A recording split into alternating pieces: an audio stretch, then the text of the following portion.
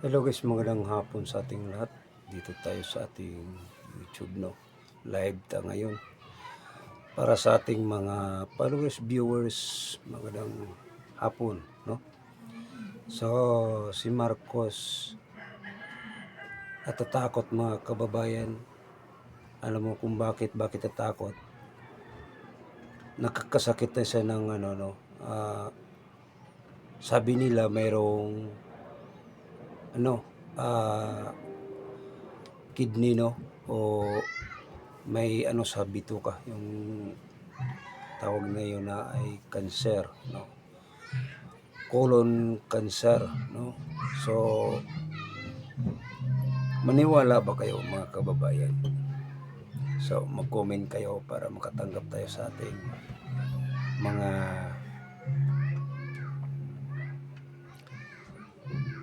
sinasabi natin ay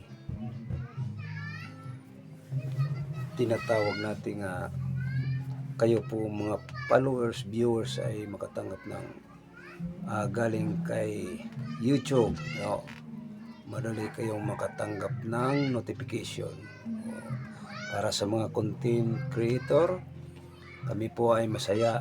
Comment lang kayo, i-share nitong video, no, o mag-react kayo. Ulitin ko, si BBM takot sa impeachment na pinaprocess nila sa mga abogadong mga bigating mga abogado, no. Sila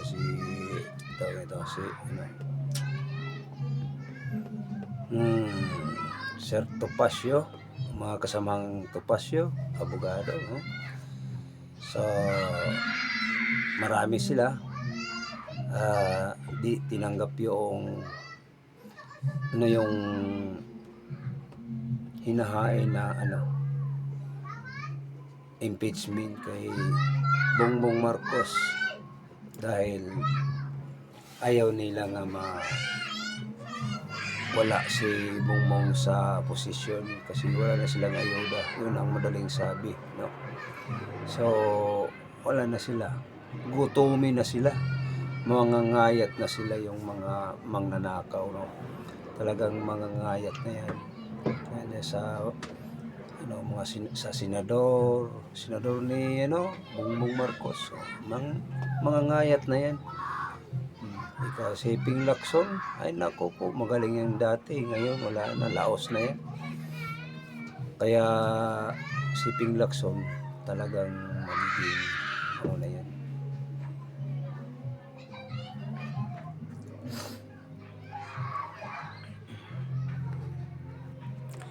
Talagang magiging na si Lacson, magiging tinatawag natin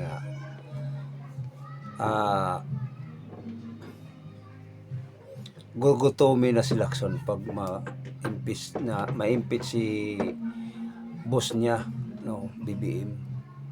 So maniwala ba kayo nga may sakit si BBM? Hindi ako maniwala. Kayo mag-comment kayo dito, no. Maraming salamat sa inyong lahat sa taga-subaybay sa aking vlog channel, YouTube channel Daniel Liva PH. Kayo ang maghusga sa ating mga i-upload. Mag-comment lang kayo para makatanggap kayo ng notification araw-araw. Maraming salamat. God bless. Mabuhay ang Pilipino.